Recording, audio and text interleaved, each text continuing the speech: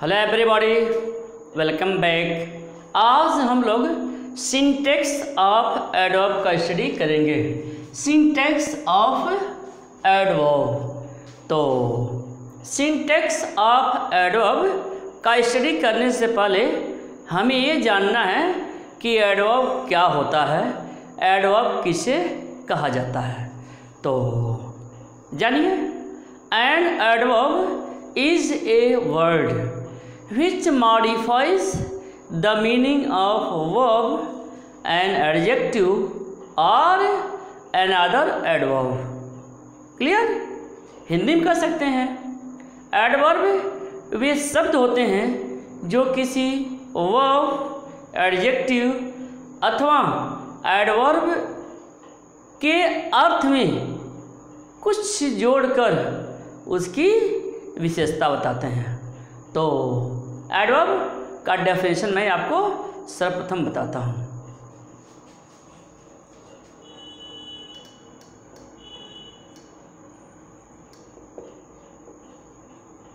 And adverb is a word. देखिए, and adverb is a word which modifies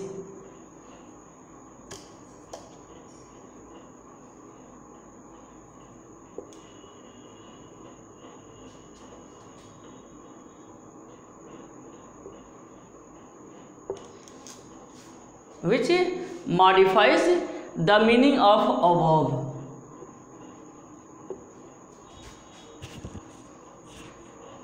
The meaning of a verb।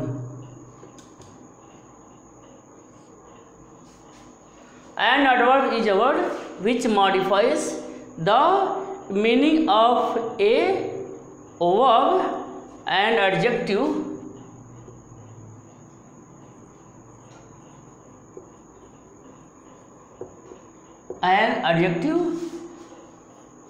or another adverb।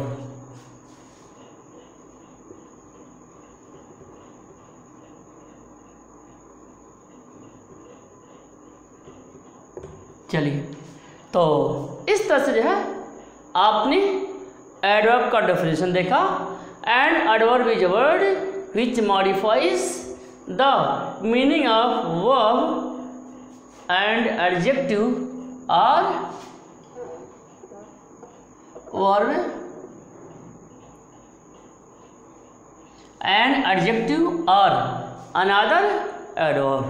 तो समझ में आ गया होगा कि एडवर्ब वह शब्द होता है जो किसी वर्ब, एडजेक्टिव अथवा एडवर्ब के अर्थ में कुछ जोड़कर उसकी विशेषता बतलाता है।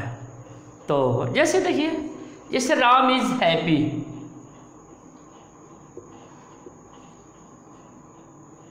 देखिए, जैसे Ram is very happy, adverb लगाना पड़ेगा।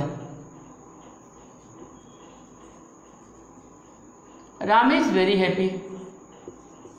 देखिए, यह एडवर्ब हो गया। Next, we go to school daily.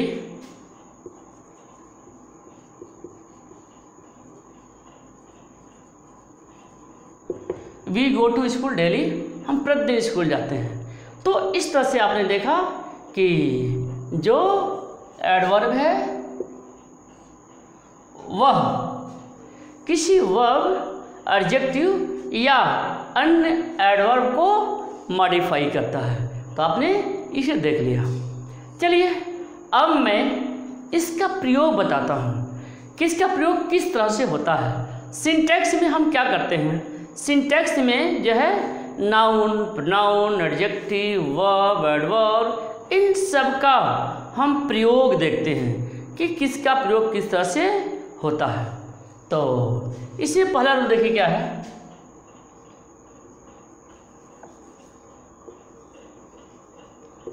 देखिए रूल क्या है।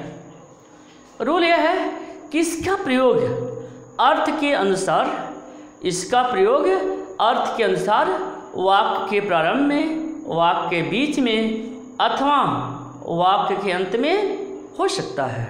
क्लियर? फिर सुन लीजिए, इसका प्रयोग अर्थ के अनुसार वाक्य के प्रारंभ में, वाक्य के बीच में या वाक्य के अंत में हो सकता है। ठीक, कब वाक्य के प्रारंभ में होगा, कब वाक्य के बीच में होगा, कब वाक्य के अंत में होगा, मैं इसे आपको बताऊंगा। लेकिन पहले ये जान लीजिए कि इसका प्रयोग वाक्य के प्रारंभ में, बीच में या अंत में हो सकता है। इसका प्रयोग वाक्य के आरंभ, बीच या अंत में हो सकता है। पहला रूल हो गया आपका। अब हम एग्जाम्पल के माध्यम से बताते हैं। इसका प्रयोग वाक्य के आरंभ, बीच या अंत में हो सकता है। जैसे अनफॉर्चुनेटली शी फेल्ड,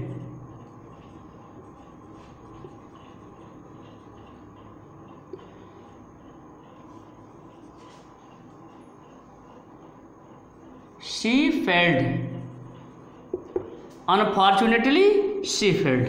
देखिए वाक्य प्रारंभ में हो गया। या she always go in time, she always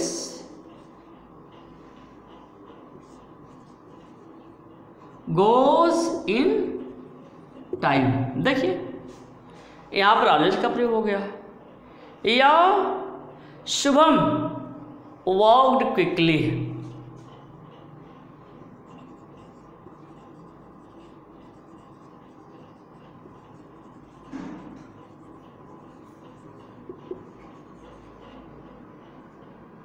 Shubham walked quickly. तो इस तरह से जो है आपको समझ में आ गया कि एडवर्ब का प्रयोग वाक्य के प्रारंभ में, वाक्य के बीच में, वाक्य के अंत में कहीं भी हो सकता है। लेकिन कब प्रारंभ में होगा, कब बीच में होगा, कब अंत में होगा, इसका रूल है, नियम है, जिसे मैं आपको बारी बारी से समझाता हूँ। तो यह आपके समझ में आ गया होगा। चलिए आपको मैं नेक्स्ट रूल बताता हूँ। नेक्स्ट रूल क्या है? नेक्स्ट रूल यह है कि एडवर्ब को सामान्यतया उसी शब्द के साथ लगाते हैं। यानी एडवर्ब का प्रयोग सामान्यतया उसी शब्द के साथ होता है जिसे वह गवर्न करता है।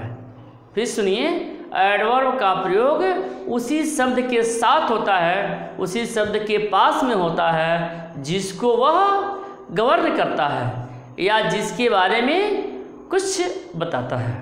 चलिए मैं समझाता हूँ आगे से।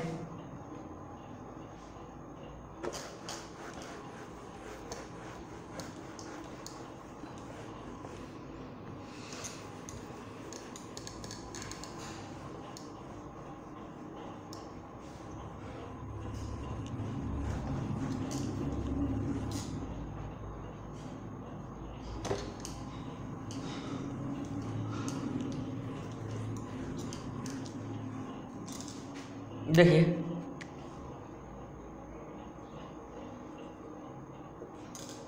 रूल क्या मैंने बताया कि एडवर्ब सामान्यतया उसी शब्द के साथ प्रयोग होता है। एडवर्ब सामान्यतया उसी शब्द के साथ लगता है, उस शब्द के साथ लगता है। एडवर्ब सामान्यतया उसी शब्द के साथ लगता है जिसे वह गवर्न करता है, जिसे वह गवर्न करता है।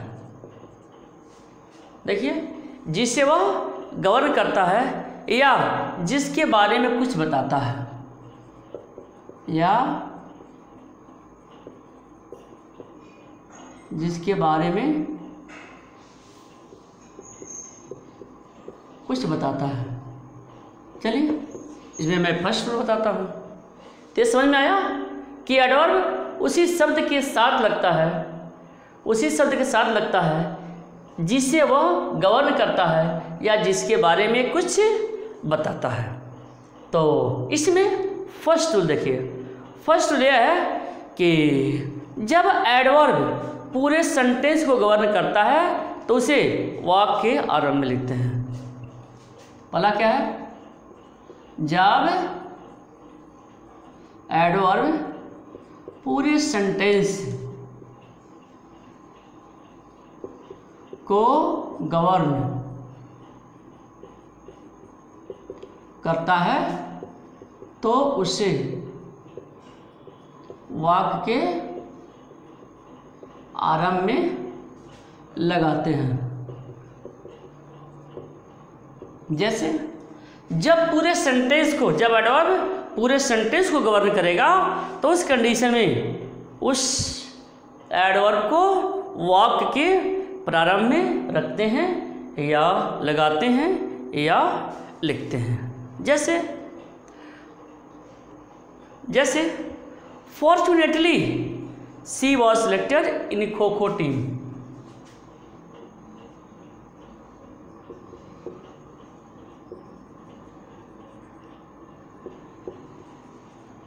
Fortunately, she was selected in kho-kho team. बन गया, Fortunately, she was selected in kho-kho team. यहाँ पर लग गया। जब एडवर्ब पूरे सेंटेंस को गवर्न करता है तो उस स्थिति में हम एडवर्ब का प्रयोग वाक्य के आरंभ में करते हैं। नेक्स्ट देखते हैं,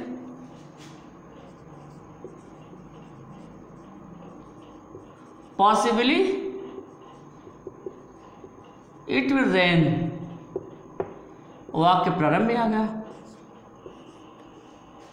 possibly it will rain.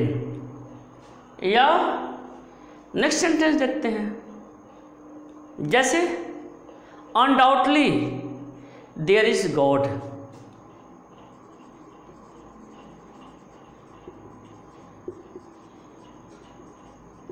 There is God, undoubtedly निस्संदेह देयर इज गॉड, ईश्वर हैं, भगवान हैं। यह पूरे सेंटेंस को गवर्न कर रहा है, इसलिए वाक्य के यह प्रारंभ में प्रयोग हो गया। या unluckily we missed the train.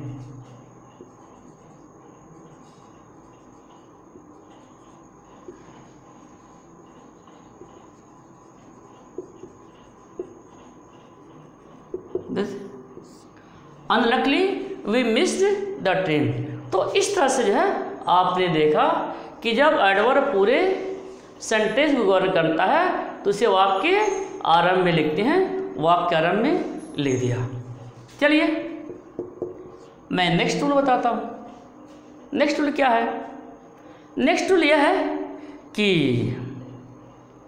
यदि एडवर्ब किसी ढंग, दशा, तरीका को व्यक्त करते हुए किसी क्रिया को मॉडिफाई करता है तो उसे अंत में लगाते हैं। या शॉर्ट में आप ऐसे कर सकते हैं कि जब एडवर्ब किसी वर्ब को मॉडिफाई करता है तब उसे वाक्य के अंत में लगाते हैं। जब एडवर्ब किसी वर्ब को मॉडिफाई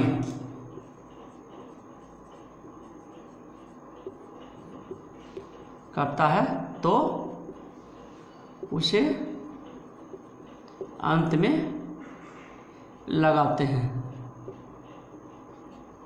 बस जब एडवर्ब किसी वर्ब को मॉडिफाई करता है उस स्थिति में उस एडवर्ब को वाक्य के अंत में लगाते हैं। चलिए जैसे मैं आपको एग्जाम्पल बताता हूँ जैसे Priyanka speaks swiftly,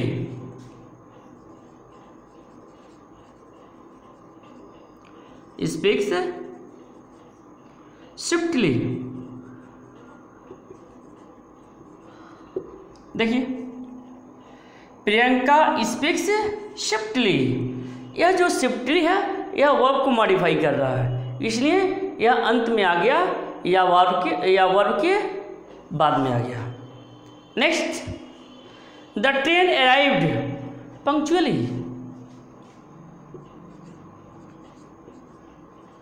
the train arrived punctually. देखिए पंक्चुअली, अराइव्ड पंक्चुअली, यानी जो पंक्चुअली है वह अराइव को मॉडिफाई कर रहा है। चलिए नेक्स्ट देखते हैं। जैसे she answered all the questions correctly,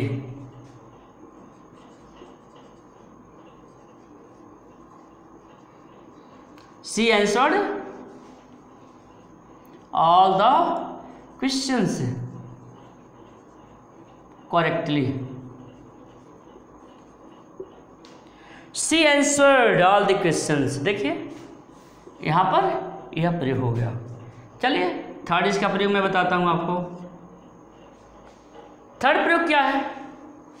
third यह है कि जब एडवर्ब न पूरे सेंटेंस को वर्ग करता है न ही केवल वर्ब को, ऐसी स्थिति में उसे क्या करते हैं? हेल्पिंग वर्ब के बाद तथा मेन वर्ब के पहले लिखते हैं। जब एडवर्ब न पूरे सेंटेंस को गवर्न करता है न केवल वर्ब को, जब सेंटेंस न पूरे सेंटेंस, जब एडवर्ब न पूरे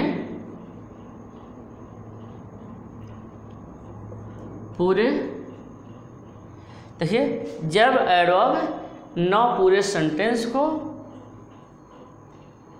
न पूरे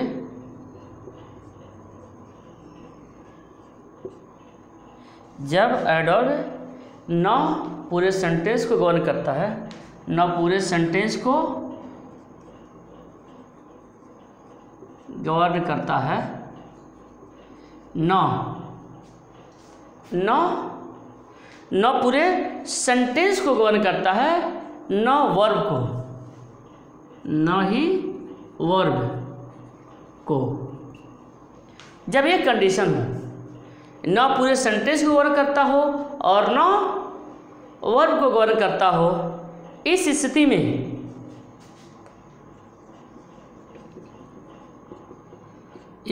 में उसे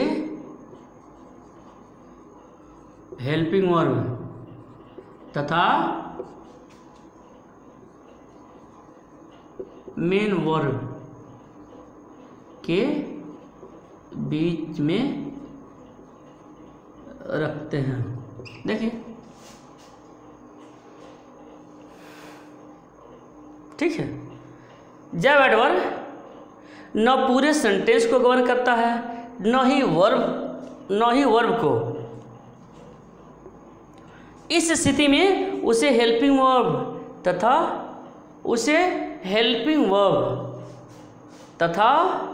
मेन वर्ब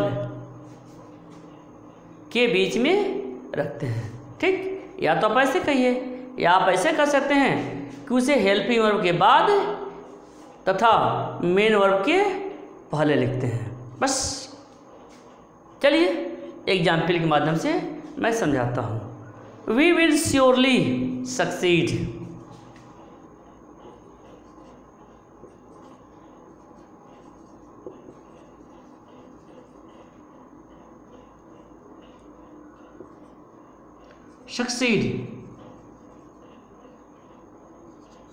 देखिए वी विल श्योरली सक्सीड, या he has not come here.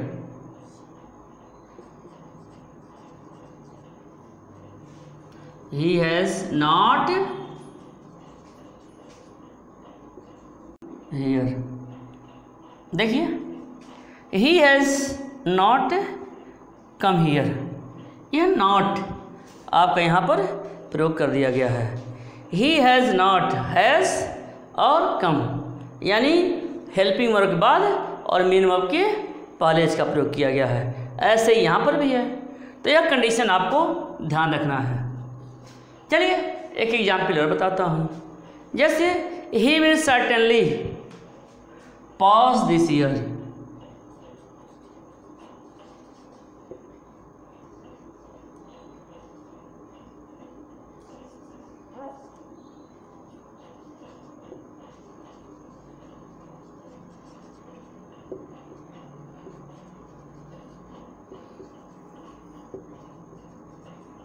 चलिए, he will certainly pass this year.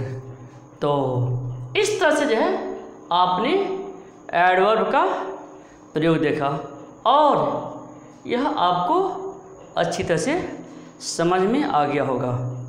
Okay.